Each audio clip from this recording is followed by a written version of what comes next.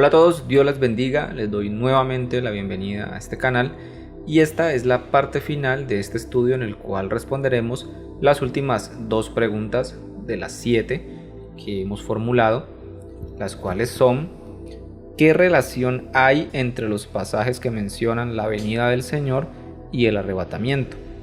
¿Y Jesús habló del arrebatamiento?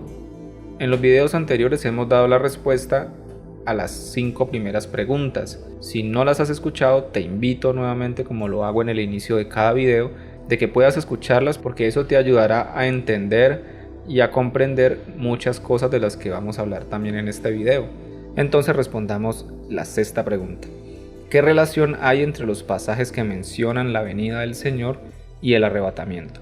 Para responder esta pregunta, algo que tenemos que tener en cuenta es que algunos pasajes complementan o dan más información de un mismo tema, que de pronto el otro no lo hizo.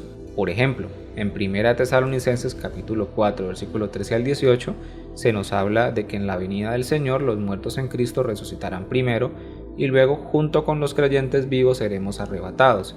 Pero Pablo no menciona la transformación del cuerpo en ese momento, de la que sí habló en 1 Corintios capítulo 15, versículos 51 al 53, que dice: He aquí os digo un misterio, no todos dormiremos, pero todos seremos transformados, en un momento, en un abrir y cerrar de ojos, a la final trompeta, porque se tocará la trompeta, y los muertos serán resucitados incorruptibles, y nosotros seremos transformados, porque es necesario que esto corruptible se vista de incorrupción y esto mortal se vista de inmortalidad. El tema principal de este capítulo es la resurrección de los muertos, y aparte del orden de la resurrección que hablamos en el video anterior, Pablo responde desde el versículo 35 la pregunta que pudieran tener algunos de cómo será el cuerpo con el que resucitarán. Y esta transformación del cuerpo de los muertos y los vivos es la que ocurrirá en un abrir y cerrar de ojos, como lo dice Pablo, e inmediatamente después seremos arrebatados conforme a 1 Tesalonicenses capítulo 4. Entonces podemos ver cómo en 1 Corintios capítulo 15 se nos dio un detalle adicional de lo que Pablo habló en 1 Tesalonicenses capítulo 4. Entonces eso hay que tenerlo en cuenta. Conforme a la parte 1 y 2 de este estudio, hemos comprobado que el arrebatamiento de la iglesia ocurre en la venida del Señor, o sea, en su segunda venida. Y si estás viendo este video por primera vez y quieres saber cómo llegamos a esa conclusión, es por eso que te invito a que puedas escuchar la parte 1 y 2 en su totalidad. Veamos entonces la relación que tienen los pasajes de los cuales hemos hablado en los videos anteriores. La primera relación y la más importante entre el arrebatamiento y la venida del Señor la encontramos en 1 Tesalonicenses capítulo 4, versículo 15 al 17. Por lo cual os decimos esto en palabra del Señor, que nosotros que vivimos, que habremos quedado hasta la venida del Señor, no precederemos a los que durmieron. Vemos que Pablo dice claramente que nosotros que vivimos, que habremos quedado hasta la venida del Señor. Eso ya nos relaciona todo lo que sigue con su segunda venida. Y el versículo 16 y 17 van a describir lo que pasará en esa venida. Dice el versículo 16: porque el Señor mismo con voz de mando, con voz de arcángel y con trompeta de Dios, descenderá del cielo y los muertos en Cristo resucitarán primero. Entonces vemos que está describiendo esa venida del Señor que menciona Pablo. Y también dice: ¿por qué no precederemos a los que durmieron? ¿Por qué no les vamos a adelantar? Porque los muertos en Cristo resucitarán primero. Y el versículo 17 sigue complementando: luego nosotros, los que vivimos, los que hayamos quedado. Esto vuelve y conecta con el versículo 15, donde Pablo acaba de mencionar que nosotros que vivimos, que habremos quedado hasta la venida del Señor. El versículo 17 dice: luego nosotros, los que vivimos, los que hayamos quedado, seremos arrebatados juntamente con ellos en las nubes para recibir al Señor en el aire, y así estaremos siempre con el Señor. Eso nos deja claro que aquí se habla de la venida del Señor y cómo seremos arrebatados hacia Él mientras desciende del cielo. Veamos la relación que tiene esto con 2 Tesalonicenses capítulo 1 y 2. No voy a entrar en muchos detalles porque ya lo vimos en el video anterior.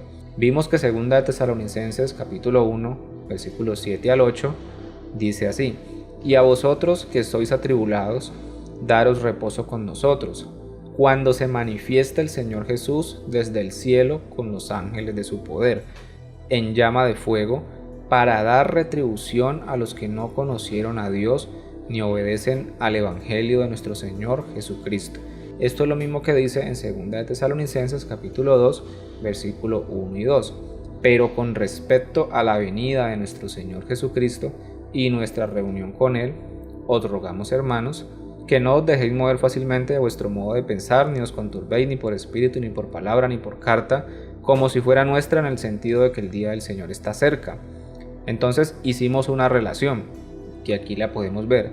En el capítulo 1 nos está diciendo que cuando Jesús se manifieste con los ángeles, nos dará reposo. Entonces esta manifestación con los ángeles es igual a la palabra usada en el capítulo 2 que dice la venida del Señor. Y esta venida del Señor es la misma venida del Señor que dice Pablo en 1 de Tesalonicenses capítulo 4, porque dice los que habremos quedado hasta la venida del Señor.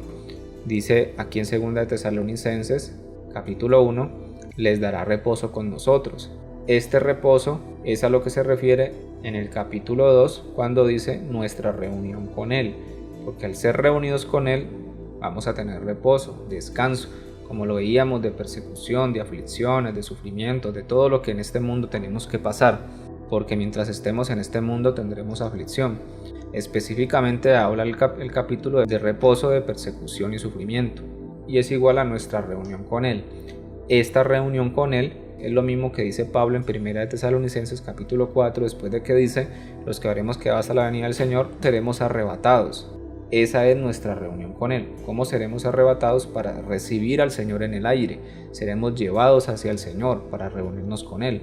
Esta es nuestra reunión con Él. Dice en el capítulo 1 de 2 de Tesalonicenses, cuando venga en aquel día. Esto es igual al día del Señor, que lo menciona 2 de Tesalonicenses capítulo 2, donde dice no se dejen mover de su modo de pensar, en el sentido de que el día del Señor está cerca, enmarcando lo que acaba de decir en el mismo capítulo 1. Asimismo aquí dice el día del Señor, enmarcando lo que acaba de decir en el versículo 1. Entendimos entonces por qué empezaba 2 de Tesalonicenses capítulo 2 versículo 1 hablando de la venida del Señor y nuestra reunión con Él, o sea el arrebatamiento, y cómo lo relacionaba con el día del Señor. Y algo de lo que no les hablé es que en 1 de Tesalonicenses capítulo 5, Pablo también relaciona lo que les dijo en el capítulo 4, o sea, la venida del Señor y cómo seremos arrebatados para ser reunidos con Él, lo relaciona también con el día del Señor. Vamos a verlo rápidamente. Dice 1 de Tesalonicenses capítulo 5, versículo 1 al 2, pero acerca de los tiempos y de las ocasiones, no tenéis necesidad, hermanos, de que yo os escriba, porque vosotros sabéis perfectamente que el día del Señor vendrá así como ladrón en la noche. Estas palabras tiempos y ocasiones fueron usadas por Salomón en Eclesiastés capítulo 9 versículo 11. Dice, me volví y vi debajo del sol que ni es de los ligeros la carrera, ni la guerra de los fuertes, ni aun de los sabios el pan, ni de los prudentes las riquezas, ni de los elocuentes el favor, sino que tiempo y ocasión acontecen a todos. Fueron usadas para describir un tiempo y momento exacto en el que ocurrirá algo, como lo dice Eclesiastés. A todos les llega un tiempo y un momento exacto para ganar, para hacer riquezas, para obtener favor, etc. Volviendo a Tesalonicenses, recuerden que los capítulos y versículos no los escribió Pablo. Él les dice en el capítulo 4 cómo será el arrebatamiento cuando el Señor venga. Les dice, el Señor descenderá del cielo, los muertos resucitarán primero, luego todos juntos seremos arrebatados para recibir al Señor en el aire. Y continúa diciendo en el capítulo 5, pero acerca de los tiempos y las ocasiones, es decir, ya les dije el cómo ocurrirá, pero acerca de cuándo y en qué momento exacto, no tienen necesidad de que les escriba, porque ustedes saben perfectamente que el día del Señor vendrá como ladrón en la noche. Entonces vuelve y enmarca lo que les acaba de decir en el capítulo 4, en el día del Señor. No tienen necesidad de que les diga cuándo va a ocurrir esto, porque ustedes saben que el día del Señor vendrá como ladrón en la noche. El día en el que el Señor descenderá del cielo vendrá como un ladrón en la noche. Vemos el mismo orden de ideas de la segunda carta a los tesalonicenses. En la primera carta les da una descripción de lo que ocurrirá en su venida, lo mismo que hace en la segunda carta. Y luego en el capítulo siguiente les dice que ellos saben que ese día del Señor vendrá como un ladrón en la noche. En otras palabras, no se sabe el momento exacto. Y en el siguiente capítulo de la segunda carta les dice que no se dejen engañar en el sentido de que el día del Señor está cerca. Para mí no hay duda de que en la segunda carta a los tesalonicenses Pablo les está hablando de lo mismo que les habló en la primera carta. Y si quieren más detalles de segunda de Tesalonicenses tendrían que ver la respuesta a la pregunta número 5 que está en la parte 2 de este estudio. Ya vimos entonces que estas dos cartas confirman que Pablo habla de lo que ocurrirá en la venida del Señor, el día del Señor, es decir, su segunda venida. Y por ende ya esto nos relaciona con Mateo 24, donde el mismo Jesús habla de su segunda venida. Pero veamos los detalles textuales que hay de esta relación con Mateo 24. En el versículo 16 de 1 Tesalonicenses 4 dice: porque el Señor mismo, con voz de mando, con voz de arcángel y con trompeta de Dios, descenderá del cielo, y los muertos en Cristo resucitarán primero. Este versículo nos está dando otro detalle, un sonido de trompeta, y es trompeta de Dios. Veamos el otro detalle que nos aporta 2 de Tesalonicenses capítulo 1 al 7. Y a vosotros que sois atribulados, daros reposo con nosotros, cuando se manifieste el Señor Jesús desde el cielo con los ángeles de su poder. Nos está diciendo que cuando Jesús se manifieste desde el cielo no vendrá solo, vendrá con los ángeles. Ahora veamos estos detalles en Mateo capítulo 24, versículo 30 al 31.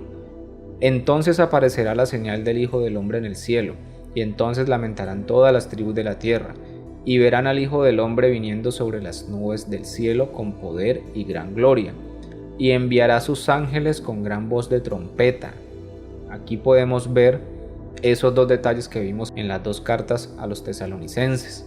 Y dice: y juntarán a sus escogidos de los cuatro vientos, desde un extremo del cielo hasta el otro. La primera relación es que Jesús está hablando de su venida y en consecuencia de su día, el día del Señor, como lo vimos en las cartas a los tesalonicenses.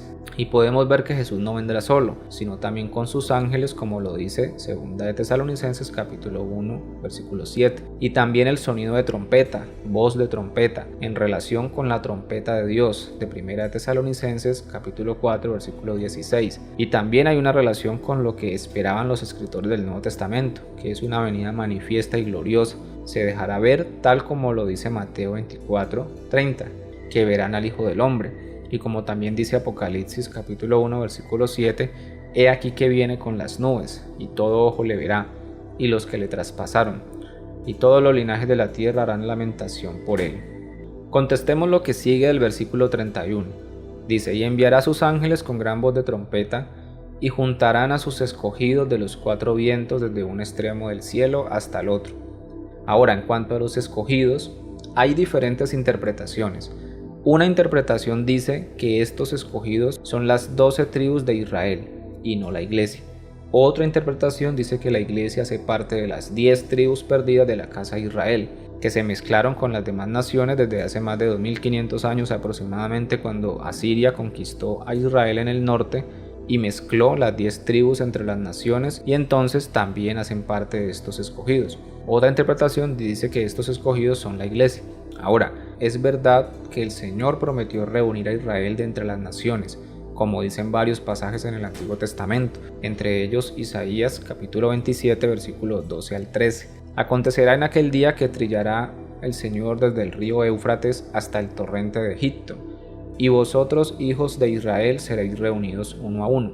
Acontecerá también en aquel día que se tocará con gran trompeta, y vendrán los que habían sido esparcidos en la tierra de Asiria, y los que habían sido desterrados a Egipto, y adorarán al Señor en el monte santo, en Jerusalén. Este pasaje tiene mucha relación con el versículo 31 de Mateo 24, pues vemos que los hijos de Israel serán reunidos y también se menciona un sonido de trompeta.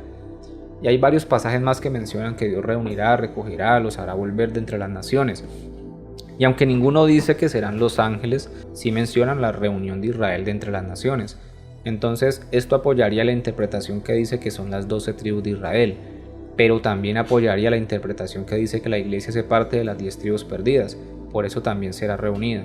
Y en la interpretación que dice que es la iglesia, tendrían también sustento porque el versículo en Mateo dice juntarán a sus escogidos, y en el Nuevo Testamento se nos habla de que la iglesia también fue escogida por Dios, como dice Efesios capítulo 1 versículo 4.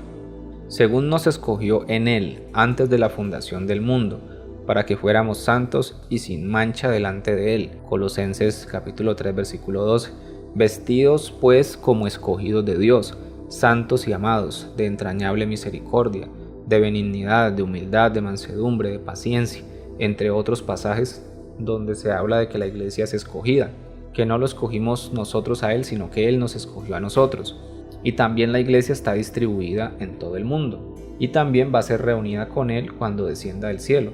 Entonces todos tendrían de dónde sustentar su interpretación, y habría una posibilidad de que apliquen todas también, de que sea tanto los israelitas como la iglesia. Ahora, ¿qué pienso yo? Primero, que las respuestas a las 6 preguntas hasta este momento nos mostraron que el Señor vendrá solo una vez más y de forma visible y gloriosa, lo cual era lo que esperaba Pablo y los demás escritores. Y el arrebatamiento de la iglesia está enmarcado en esa venida manifiesta y gloriosa, como lo comprobamos bíblicamente. Y eso nos muestra como conclusión un solo evento. Eso quiere decir que de una manera u otra seremos reunidos con Él cuando descienda del cielo. El texto en 1 Tesalonicenses capítulo 4 y 17 no dice que nos reunirán los ángeles, ni tampoco dice que será el Espíritu Santo, como sí dice que ocurrió con Felipe en Hechos capítulo 8 versículo 39, que fue arrebatado por el Espíritu del Señor. En 1 Tesalonicenses 4 y 17 dice: seremos arrebatados en las nubes. Y esto podemos verlo de dos maneras: que literalmente serán las nubes, como ocurrirá con los 2 testigos en Apocalipsis capítulo 11 versículo 12, que dice: y oyeron una gran voz del cielo que les decía: subid acá, y subieron al cielo en una nube, y sus enemigos los vieron. La segunda opción, o que seremos alzados como el Señor, en Hechos capítulo 1 versículo 9, y habiendo dicho estas cosas, viéndolo ellos, fue alzado y le recibió una nube que le ocultó de sus ojos. Entonces puede ser que seamos alzados como el Señor, y cuando lleguemos a las nubes seremos arrebatados, sea por los ángeles o por el Espíritu Santo, para ser reunidos con el Señor. Como les digo, el texto no dice si es el Espíritu Santo, no dice si son los ángeles, pero entonces tenemos esas 2 opciones que les acabo de nombrar. Y hay algo que de pronto no estamos teniendo en cuenta, y es que no seremos arrebatados hacia el tercer cielo en ese momento, sino al encuentro del Señor en el aire, mientras está descendiendo del cielo. Él no estará descendiendo sobre Colombia, sobre México o España, descenderá en la nación de Israel, más exactamente sobre el Monte de los Olivos, como dice Zacarías 14, versículo 4. Entonces seremos reunidos con Él, sea porque hagamos parte de las 10 tribus perdidas o no, sea que el Señor mencionó en Mateo 24 solamente la reunión de Israel, pero la forma en que la iglesia iba a ser llevada hacia Él en ese mismo momento de su venida se lo reveló a Pablo, que fue el apóstol a los gentiles, y 1 Tesalonicenses capítulo 4, 13 al 18 es un complemento que da más detalles de la reunión de todo su pueblo cuando Él venga, como lo vimos al inicio, que un pasaje complementa a otro, y da más detalles en relación al mismo tema, o que cuando dice juntarán a sus escogidos hace referencia a todos, tanto al remanente de Israel como a la iglesia, porque lo cierto es que tenemos un solo Dios y solo hay un pueblo de Dios, como dice Efesios capítulo 2:14, porque Él es nuestra paz, que de ambos pueblos hizo uno, derribando la pared intermedia de separación. Porque vuelvo y repito algo que dije en el anterior video: la iglesia está conformada por creyentes en Jesucristo, de todas las nacionalidades, porque dice Gálatas 3 versículo 28, que ya no hay judío ni griego, todos somos uno en Cristo Jesús, no importa tu nacionalidad, esa es la iglesia, creyentes en Jesucristo de todas las naciones, de lo cual también se mencionó desde Génesis, capítulo 22 versículo 18, el Señor le dijo a Abraham: en tu simiente serán benditas todas las naciones de la tierra, por cuanto obedeciste a mi voz. Y esta simiente es Cristo, como dice Gálatas 3:16. Ahora bien, a Abraham fueron hechas las promesas, y a su simiente. No dice y a las simientes, como si hablase de muchos, sino como de uno, y a tu simiente, la cual es Cristo. Y por nuestra fe en Jesucristo nosotros somos partícipes de las promesas hechas a Abraham. Pero sí hay y va a haber un trato directo con la nación de Israel, los que hasta hoy en día no aceptan a Jesucristo. Entonces, teniendo claro que el arrebatamiento de la iglesia ocurre en la venida del Señor, de una u otra manera seremos reunidos con Él cuando descienda del cielo en su segunda venida. Y para terminar este estudio respondamos la pregunta número 7. ¿Jesús habló del arrebatamiento? En la palabra no encontramos que Jesús haya mencionado que regresaría por su iglesia 7 años antes de su segunda venida. Muchos creen que viene 7 años antes por la profecía de las 70 semanas en Daniel capítulo 9 versículo 24 al 27. Esta profecía fue dada en semanas de años, es decir, una semana equivale a 7 años, faltando por cumplirse de esta profecía la última semana mencionada en el versículo 27, que dice: y por otra semana confirmará el pacto con muchos. A la mitad de la semana hará cesar el sacrificio y la ofrenda. Después, con la muchedumbre de las abominaciones vendrá el desolador, hasta que venga la consumación, y lo que está determinado se derrame sobre el desolador. A esta semana de 7 años, muchos la conocen como el tiempo de tribulación y gran tribulación, es decir, 3 años y medio de tribulación y los otros 3 años y medio de gran tribulación. En mi opinión, conforme a lo que veo en la escritura, no veo los primeros 3 años y medio como un tiempo de tribulación, diferente a la aflicción, a las dificultades que a diario tenemos que vivir, pero sí en los últimos 3 años y medio habrá un tiempo de gran tribulación, pero ese es otro tema que les compartiré en otro video.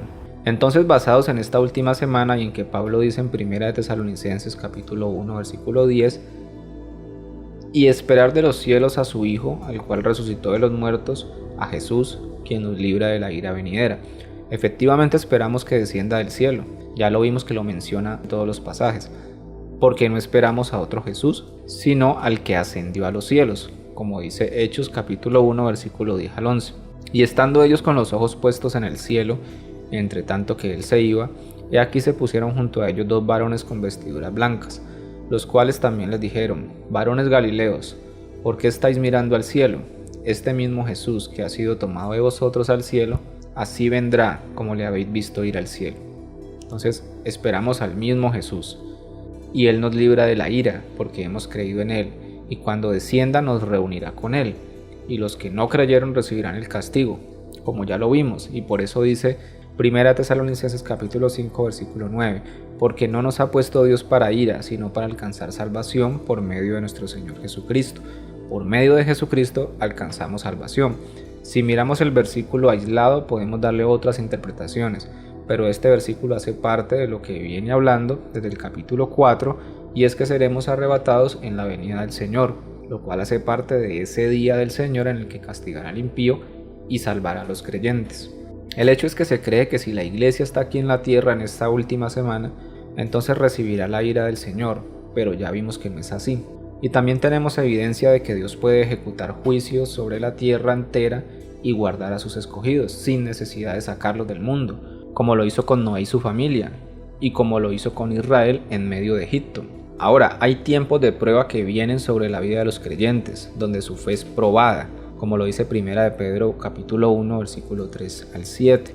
Bendito el Dios y Padre de nuestro Señor Jesucristo, que según su grande misericordia nos hizo renacer para una esperanza viva, por la resurrección de Jesucristo de los muertos, para una herencia incorruptible, incontaminada e inmarcesible, reservada en los cielos para vosotros, que sois guardados por el poder de Dios mediante la fe, para alcanzar la salvación que está preparada para ser manifestada en el tiempo postrero, en lo cual vosotros os alegráis, aunque ahora por un poco de tiempo, si es necesario, tengáis que ser afligidos en diversas pruebas, para que sometida a prueba vuestra fe, mucho más preciosa que el oro, el cual aunque perecedero se prueba con fuego, sea hallada en alabanza, gloria y honra, cuando sea manifestado Jesucristo. Este pasaje comprueba también una vez más de lo que hemos hablado a lo largo del estudio bíblico, pero bueno, enfocados en lo que estamos hablando en este momento, podemos ver que la fe del creyente es probada, y así ha ocurrido a lo largo de la historia.